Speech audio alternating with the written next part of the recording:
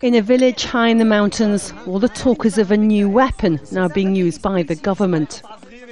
They show us the shrapnel and the huge crater this missile created just next to a school housing dozens of refugees. We were asleep at about 11 at night when we heard an enormous explosion. We woke up to find a hole 6 meters long and 3 meters deep. This is not a usual shell. It must be a ground missile. This is something horrible. The shrapnel is spread over 500 meters or more.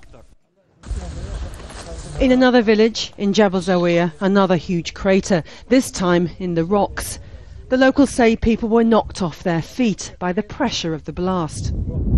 The blast shook everything. We were in a cave under the ground, an old cave, when the rocket hit. Even the cave shook. All the glass in the area was shattered. A wall cracked and a ceiling 500 meters away fell down. The local people say at least when the tanks and the artillery attack, they hear them first and have a chance to run away. And they say that even when the aircraft are dropping bombs, they hear the aircraft first, and they have at least some time to take cover. But with these new rockets, they're silent. The first they know is when they actually drop. And they've seen they can cause an enormous amount of damage.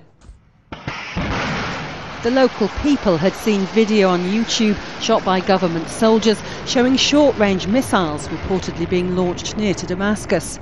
US officials have been quoted in the American press saying Iran has supplied Syria with the Fatah 110, similar to a Scud but more precise. The US State Department wouldn't confirm this, but did reiterate that Iran is still supplying funds, weapons and trainers. We've been extremely clear about how we feel about Iranian efforts to prop up the Assad regime. They're ultimately going to fail, but it's very, very important that all of us continue to shed a light on what Iran is doing. It's not just provision of money and trainers, it's provision of weapons and tactics and techniques for trying to keep him in power. The UN Security Council imposed sanctions on 2 Iranian firms last month accused of supplying arms to the Syrian government.